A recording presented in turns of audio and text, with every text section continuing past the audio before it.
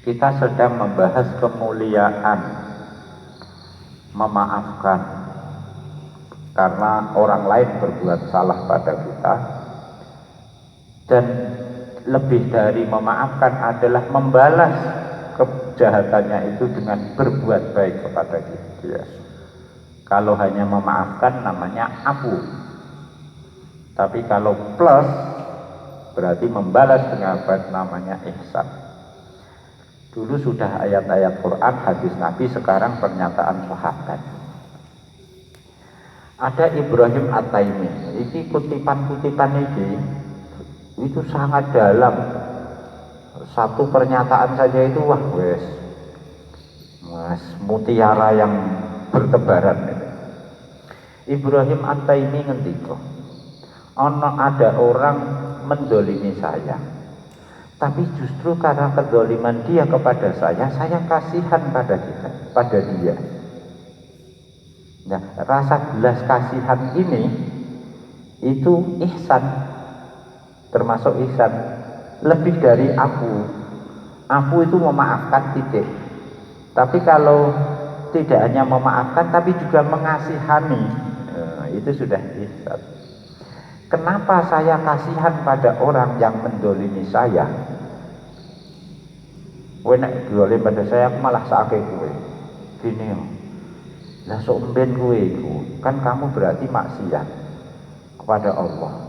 Besok di hari kiamat sampean dituntut sama Allah, ditundes-tundes, dipojokkan, ditekan, ditanya. Kowe gak duwe jawaban, plonga-plongo. Dak sakake aku. Mulakno aja ndolimi aku, aja wani karo. Tapi aja terusno iki ya. Jadi kita memproteksi diri, kowe aja sampai dolim aku lho. Kowe nek dolim sok ben nek akhirat kowe disiksa Gusti Allah, ora ngono. Yaitu setelah kezalimannya terjadi, kita kasihan kepada yang mendolimi kita. Sok ben niku disidang Gusti Allah, plonga-plongo.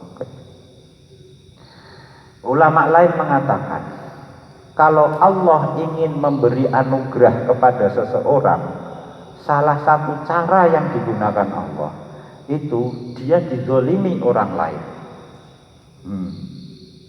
Jadi cara Allah memberi anugerah kita itu justru kita dianiaya orang lain. Jadi nek dianiaya orang lain, alhamdulillah anugerah Gusti Allah. Nek ngono ya kowe gelem tak anugrahi. Terus kowe nganti diotosi wong ngono. Anugrahi Gusti Allah. Iki dalile orang yang dizalimi. Bukan dalilnya orang yang mendolimi. Aja salah nganggo. Dalile korban, ora dalile pelaku. Khalifah Umar bin Abdul Aziz, khalifah yang teladan. Suatu hari ada orang mengadu kepada dia, wahai khalifah, saya dizalimi oleh si Fulan. Fulan ini mendolimi saya bukan main. Dia itu dasarnya wis menjahat, mentalis, pokoknya sampai begini-begini, sehingga karena aduannya ini berlebihan, akibatnya ghibah kepada si Fulan. Mengadu ning ana bonuse. Akhirnya oleh si Umar bin Abdul Aziz, ngene Mas, sampean somben naik akhirat ketemu Gusti Allah. Lah sampean dalam kondisi dizolimi, tidak membalas. Apa toh? Barang kula dioyok, misalnya digasap, misalnya dirampas. Lah Mas somben naik dina kiamat, sampean ketemu Gusti Allah, barang sampean masih di tangan dia dirampas, mazlamah, itu masih lebih baik daripada sampean ketemu Gusti Allah, sampean wis membalas kezalimannya dengan cara ngrasani iki. Kesimpulannya piye? Oleh kowe ngrasani hibah si Fulan ketika mengadukan ke saya, itu lebih fatal dosane daripada kezaliman jarak rampas.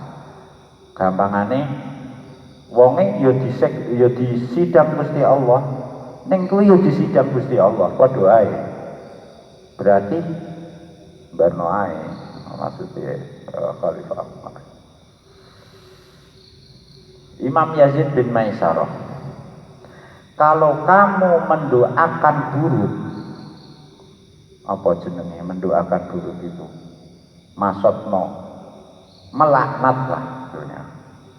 Mendoakan buruk orang yang mendolimi sampean, maka Allah itu akan menemui orang yang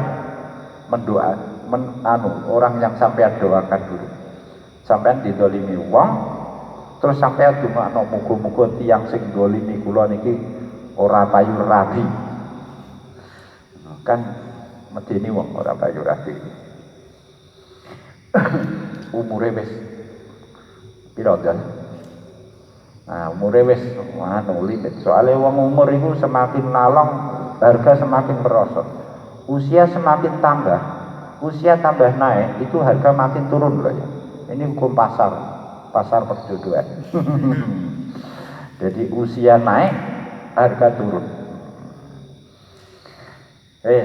Allah nemui fulan sing mbok dongakno Allah karena sampai didolimi. Wahai fulan, si ini mengadu kepada saya, sampean mendolimi dia. Wis sekarang terserah sampean fulan, aduannya dia, doanya tak kabulkan apa ora? Oh gitu. Aku ya iso mengabulkan, yo iso ora mengabulkan. Jadi wong sing mendolimi sampean ditawani Gusti Allah. Nek talakone ya kowe berarti wis beres. Kowe pamane ora payu rabi sampai mati, ya wis akhirat ora ana tanggungan. Tapi opsi kedua, nek sampean pengen ora dungane ora tak kabulkan. Lah mangke pripun nek dungane takon, somben nek akhirat kowe tak sepuro kabeh. Kira-kira dioneni ngono jawabe piye? Nggih somben mawon teng akhirat. Ngoten. Dungane ampun kabulkan Gusti. Jadi kesimpulannya kowe nek didolimi wong yo aja dongakno elek. Ya, aja dongakno elek karena dongamu elek kepada dia itu kisos sudah dianggap sampai sudah dianggap membalas kezaliman dia. Padahal kowe dhewe ora marem. Lah ya.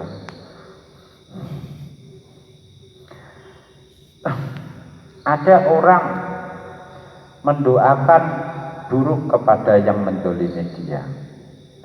Oleh Imam Muslim bin Yasar dibilang, sudahlah, kezalimannya dia kepada sampean relakan. Ya, relakan. Fa innahu asra'u ilaihi min du'aika alaihi. Jadi kezalimannya dia itu nanti akan lebih cepat, apa istilahnya, menyiksa dia daripada doa kamu buruk dia saya kabulkan. Orang mbok digampangane Gusti Allah itu ora sah mbok dongakno lek tak walesno nek kowe kuwen banget. Jadi ora sah dongakno lek. Lagi Ibnu Umar, Abu Bakar mengatakan besok hari kiamat itu Allah memerintahkan seksi komunikasi dan informasi, seksi penerangan nek saiki kan seksi komunikasi disuruh menyiarkan. Penyiarannya gini, barang siapa yang punya hak di sisi Allah, maksudnya barang siapa yang merasa ingin menuntut Allah punya hak di sisi Allah, silahkan berdiri sekarang. Betul, geruduk berdiri. Terus ya wes sekarang hak kalian diberikan oleh Allah, dipenuhi semua. Ternyata yang berdiri itu ahlul afwi, orang-orang yang pemaaf. Sampeyan kowe ya ngono ketok, iku ngadeg kabeh, berarti itu pemaaf iku gak melu ngadeg, iku nggondukan. Gak melok ngadeg. Juga iso diapusi ngaku bodohan dan melu ngadeg, wah yo konangan malaikat. Gak iso ngapusi. Nah, ini agak aneh. Nu'man bin Munzir itu seorang penguasa, gubernur. Ada 2 orang dilaporkan kepada dia, satu punya kesalahan, punya kejahatan besar, yang satu punya kejahatan kecil. Yang ini aku gak tak cek kejahatannya apa gitu.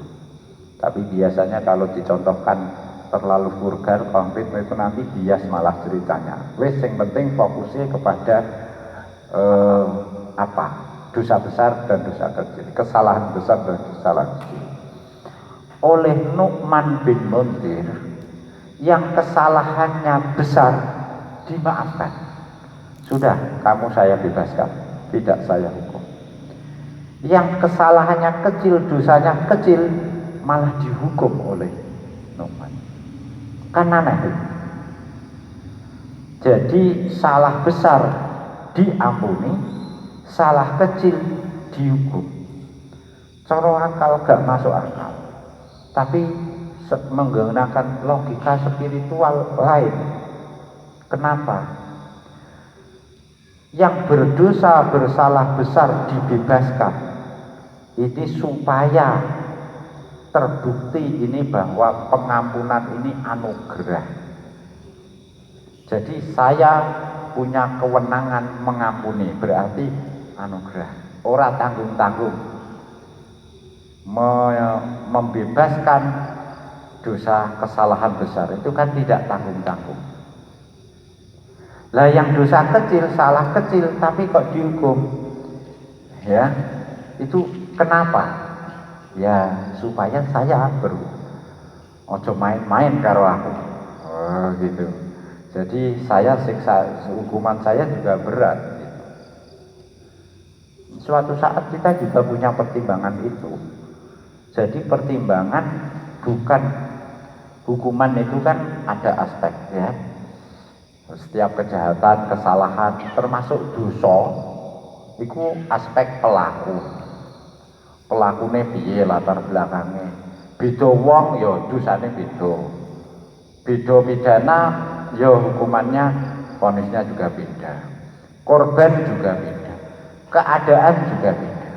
Tapi yang ini itu dibedakan lebih kepada motifnya penguasa. Kowe dosanem gede tak sepuro. Aku ingin membuktikan bahwa saya orang yang sangat baik hati. Buktinya dosa gede tak sepuro. Lah dosa cilik malah tak hukum. Di saat yang sama saya membuktikan bahwa saya juga tega menghukum demi keadilan.